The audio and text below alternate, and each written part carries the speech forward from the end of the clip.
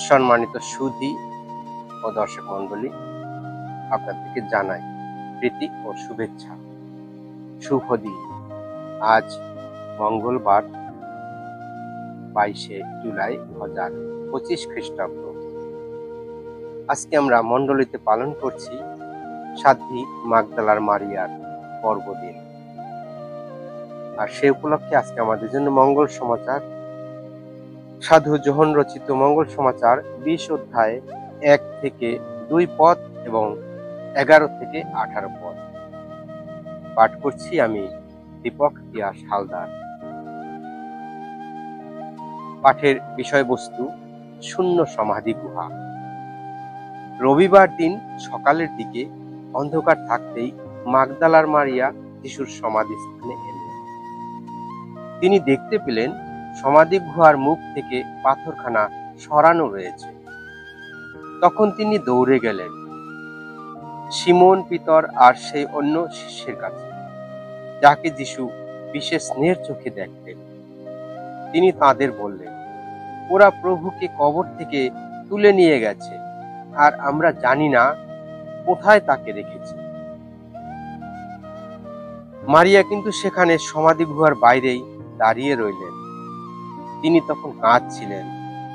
এক সময় কাঁদতে কাঁদতে তিনি নিচু হয়ে সমাধি গুহার ভিতরে তাকিয়ে দেখলেন। তখন তিনি দেখতে পেলেন যিশুর দেহটি আগে যেখানে শুয়ে রাখা ছিল সেইখানে এখন বসে আছেন সাদা পোশাক পরা দুজন স্বর্গদূত, একজন মাথার দিকে আর একজন পায়ের দিকে। তারা মারিয়াকে জিজ্ঞেস করলেন, মা, তুমি কাঁদছো কেন?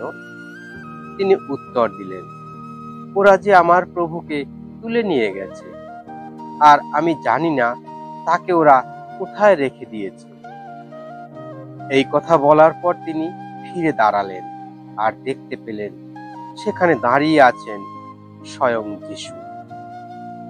তবে তিনি যে যিশু, তিনি কিন্তু তখন তা বুঝতে পারলেন না। যিশু তাকে বললেন, মা, কাঁদছো কেন? কাকে খুঁজছো তুমি?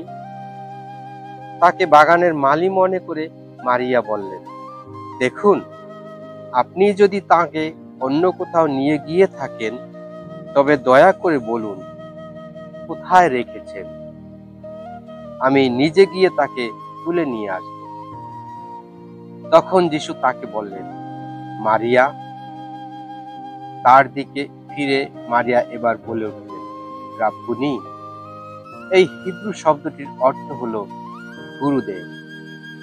যিশু তাকে বললেন, না, অমন করে আঁকড়ে ধরো না। আমি তো এখনো ঊর্ধ্বলোকে পিতার কাছে ফিরে যাইনি। তুমি বরং আমার ভাইদের কাছে যাও, তাদের গিয়ে বলো, যিনি আমার পিতা ও তোমাদের পিতা, আমার ঈশ্বর ও তোমাদেরও ঈশ্বর, আমি এবার ঊর্ধ্বলোকে তার কাছে ফিরে যাচ্ছি। তাই মাগদলার মারিয়া শিষ্যদের কাছে গিয়ে জানালেন, আমি প্রভুকে দেখেছি। আর যিশু তাকে যে কথা বলেছিলেন তাও তিনি তাদের জানালেন।